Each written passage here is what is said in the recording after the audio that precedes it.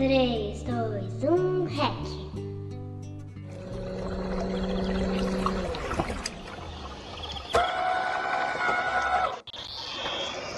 Bem-vindos à grande reportagem especial sobre a seca que assolou o Rio Madeira em 2024, em Porto Velho.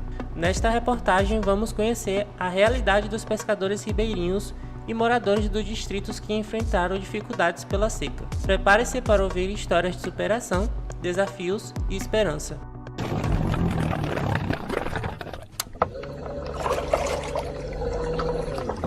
O Rio Madeira é um dos mais importantes rios da Bacia Amazônica e desempenha um papel vital tanto para o ecossistema quanto para as comunidades que vivem ao longo de seu curso, abrangendo estados como Rondônia e Amazonas.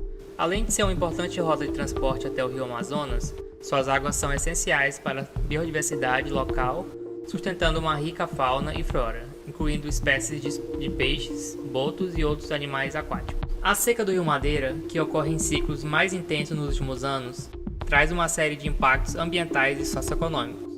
Quando o nível das águas do rio diminui drasticamente, diversas atividades são afetadas.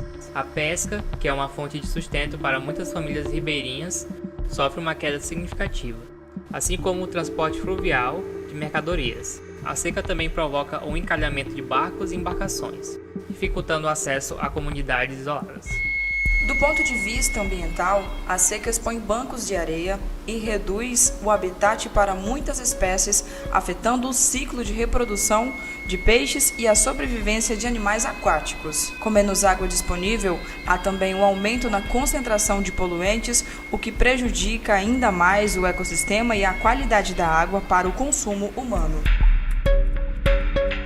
O biólogo Paulo Bonavigo explica como o fenômeno da seca acontece no Rio Madeira. E a questão da água, se a gente tem esse impacto, né, no recurso hídrico, a gente também tem impacto na fauna, na biodiversidade associada.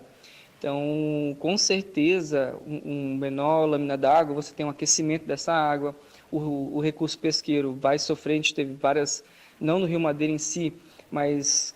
aliás, já até houve, né? Mas outros rios de Rondônia, esse ano, teve mortandade de peixes. Tem essa inversão térmica, a água fica mais quente, os peixes vão, não só os peixes, mas os peixes são os principais que a gente consegue ver, vão morrer. Já aconteceu isso lá no tempo da construção das usinas, construção de ensecadeiras e teve mortandade alta de peixe também. Mas essa dinâmica da seca extrema, ela afeta, né? Tem rios em Rondônia, não é o caso do Rio Madeira, mas tem rios em Rondônia, que o rio ficou fragmentado, então ele deixou de correr e empoçando, virando poças de água, digamos assim, e esses peixes que estavam ali, ou os que conseguem resistir ao longo do tempo permanecem, se não morrem, né? E isso afeta diretamente a pesca. Os peixes, uma das maiores fontes de sustento para os pescadores locais, têm migrado ou simplesmente desaparecido de algumas áreas, devido à diminuição do oxigênio na água e mudanças nas condições de reprodução. O que antes era uma atividade estável e tradicionalmente repassada de geração em geração, agora está ameaçada. No relato do morador Manuel Cevalho, é possível compreender parte da realidade local, seja do transporte, da alimentação ou da roça. A história que a gente tem a contar um pouco sobre essa seca, que é uma admiração para quem nunca viu, que nem eu nunca tinha visto uma imensa seca dessa daí, aí deixou a gente muito preocupado com o que acontecer pior do que a gente passou, né? A gente viu uma seca muito histórica e isso deixa a gente muito preocupado por não saber o que nós ia passar. Tanto eu como a minha vizinhança, todo mundo da comunidade São Carlos teve essa preocupação com o que nós estávamos vendo, por causa que foi difícil. A gente viu, mas graças a Deus continuou novamente as águas crescendo e a gente já tem um alívio, já uma tranquilidade, porque sabe que ela não vai mais continuar. Sempre a gente vai abastecer, vai ter um abastecimento maior de água, porque antes estava deixando a gente preocupado, que a gente não sabia o que poderia acontecer. Mas é assim, foi só uma passagem que fica na vida da gente, uma história, né, da vida, de saber que não esperar enfrentar essa dificuldade. A professora e pesquisadora da UNI, Carolina Doria, explica como os peixes são afetados pela seca. Essa redução drástica do nível da água compromete os ciclos naturais do rio, como a migração e reprodução dos peixes, além de prejudicar bastante a pesca, que é a principal fonte de renda e alimento de muitas famílias. E essa é uma situação que é agravada pela combinação de mudanças climáticas e alterações humanas no ambiente, como o desmatamento e a construção de barragens. As espécies migratórias, como o tambaqui, a dourada, né, porque elas dependem dos ciclos de cheia e seca, bem definidos, todas elas dependem, viu? Estou falando dos nomes mais comuns aqui, jatuarana, pacu, todas elas dependem do ciclo de cheia e seca bem definidos para se reproduzir e para completar a migração. E aí a redução do nível da água vai dificultar a migração para as áreas de desova, prejudica também a alimentação, porque a disponibilidade alimentar é prejudicada e, consequentemente, prejudica a reprodução e o crescimento das populações. O que a gente tem visto, hoje mesmo eu recebi uma mensagem de um pescador dizendo que pegou um tambaqui que não está totalmente ovado, está no processo inicial de ova, quando eles já deveriam estar bem desenvolvidos. Então, está afetando certamente a reprodução e a gente não tem como saber o quanto vai afetar diretamente, né, na manutenção dessas espécies.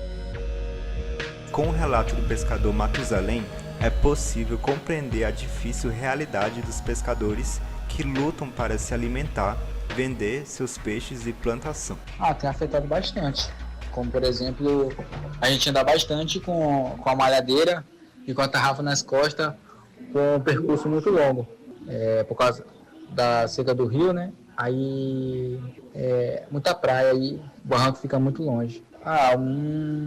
Mudei, né, que as águas agora estão azul, né?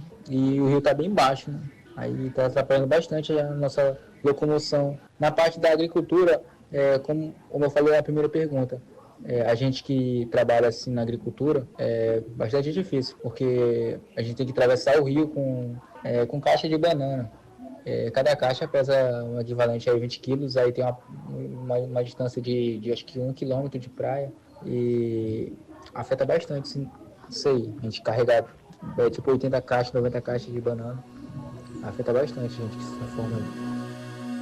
A esperança de Manuel Cervalho e Matusalém e de outros pescadores e moradores locais está em um manejo mais sustentável e na preservação da floresta e das margens do rio. Contudo, enquanto as mudanças não acontecem, eles seguem lutando diariamente para sobreviver, na esperança de que o rio um dia volte a proporcionar o que sempre ofereceu: sustento, dignidade e vida.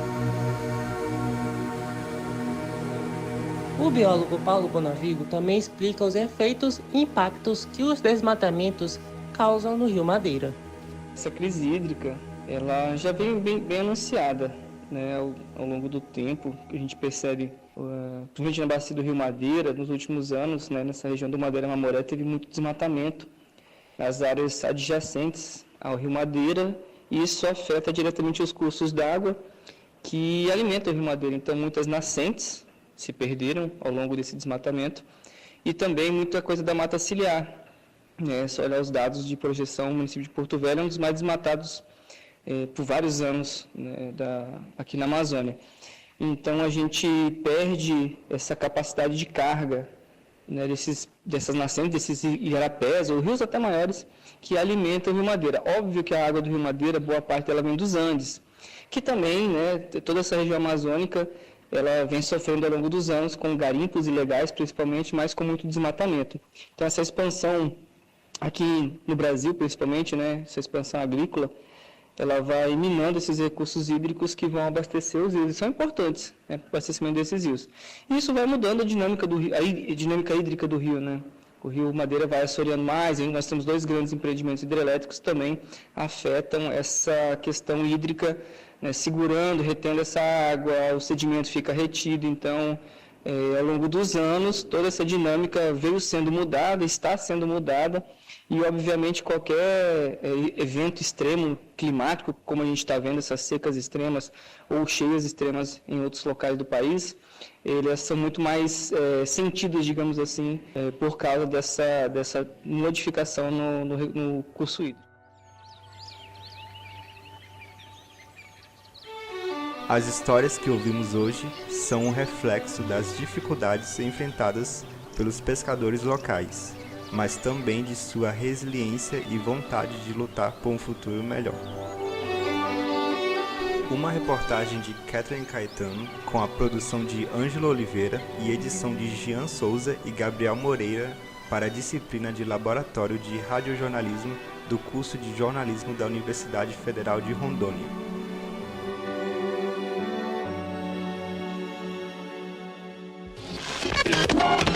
3,